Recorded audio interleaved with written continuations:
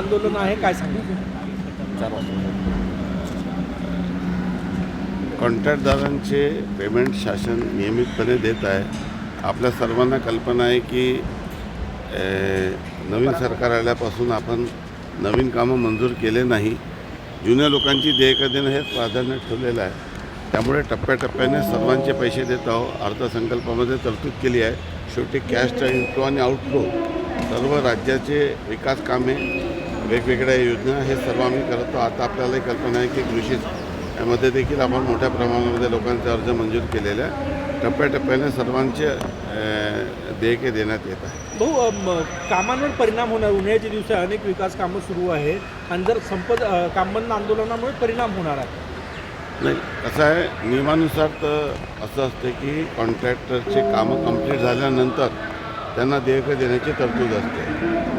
ज्यांचे काम कंप्लीट झालेले आहे त्यांना पैसे देणे ही सरकारची जबाबदारी ते देत आहे.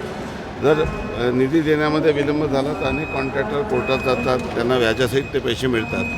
त्यामुळे शासनाला या गोष्टीची जाणीव आहे आणि आवश्यक ती तरतूद करून टप्प्याटप्प्याने सर्वांना निधी दिला जातो. जवळपास 96,000 कोटी थकीत आहे महाराष्ट्रभरात. एवढे पैसे द्यायला राज्य सरकारकडे आता पैसे आहे का? काही अडचण नाही आहे.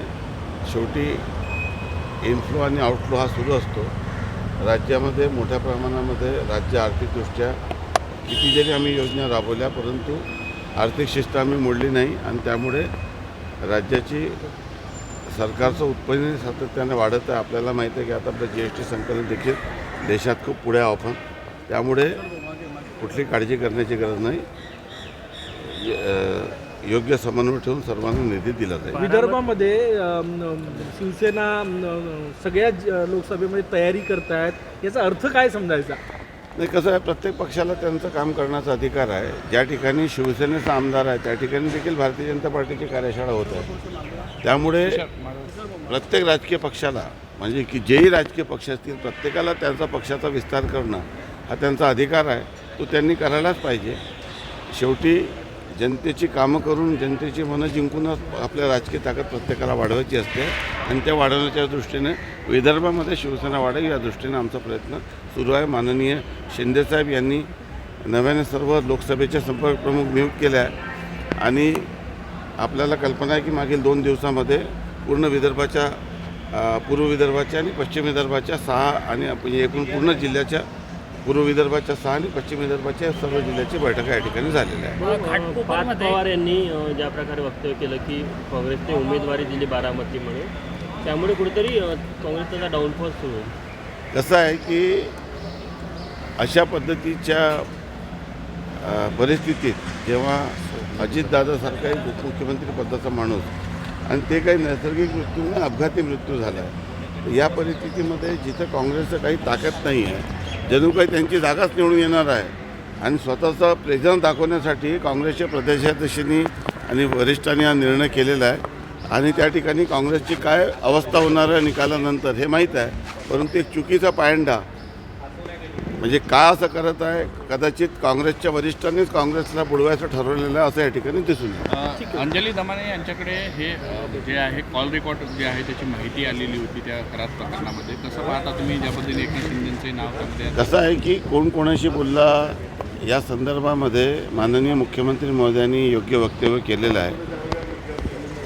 एखाद्या माणसाचा भांडाफोड झाल्यानंतर त्यापूर्वी प्रत्येक माणूस खरातबद्दल वेगळं समज घेऊन होतं. अनेक लोक देवधर्माच्या नावाखाली लोकांचं शोषण करतात.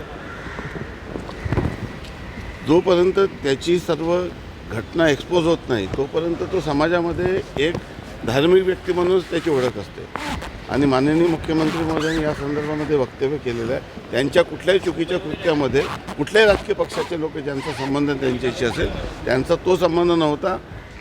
अनेक आपल्याला पूर्वीपासून कल्पना असेल की आसाराम बापूपासून तर अनेक म्हणजे धार्मिक पोशाख घालणारे लोक त्यांच्या जीवनामध्ये अनेक त्यांनी काही चुकीचं कृत्य केलं तर त्या कृत्याशी कोणाचं समर्थन असू शकत नाही. शेवटी राजकीय क्षेत्रामध्ये काम करत असताना प्रत्येक राजकीय पक्षांनी कोणी एका व्यक्तीबद्दल बोलत नाही तर ते संबंध राहतात जातात, परंतु चुकीच्या कृत्याला कधी कोणाचं समर्थन राहत नाही आणि अशा पद्धतीचं कृत्य कोणी करत असेल हे याची ठाम कल्पना देखील कोणाला राहत नाही. त्यामुळे ज्यांचे ज्यांचे फोटो असतील त्या सर्वांचा त्याच्याशी संबंध आहे, त्याच्या कुकृत्याला समर्थन असं अर्थ काढणे चुकीचं आहे. घाटकोपरमध्ये मराठी गुजराती वाद समोर आलेला आहे. मराठी माणसाला सार्वजनिक शौचालय वापरून दिल्यामुळे हा वाद समोर आला. मला या संदर्भामध्ये कुठली कल्पना नाही, त्यामुळे या संदर्भामध्ये माहिती घेऊन मी या संदर्भामध्ये भाष्य करू शकतो. थँक्यू भाऊ. थँक्यू भाऊ. भाऊ, सी प्लेन बाबत कोराडी आणि रामटेक बाबत सर्वेक्षण झाल्याची माहिती आहे. कधीपर्यंत काय रिपोर्ट येईल?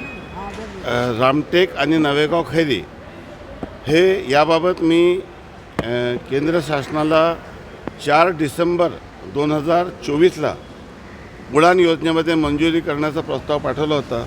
केंद्र सरकारने उडानची जी यादी महाराष्ट्रासाठी जाहीर केली, ज्यामध्ये प्रति विमानाच्या प्रत्येक सीटला 3,000 रुपयाची सबसिडी आहे आणि एअरपोर्टचे चार्जेस देखील त्याला लागत नाही, अशा पद्धतीची केंद्र शासनाची उडान योजनेमध्ये सी प्लेनचा प्रस्ताव मी पाठवला होता.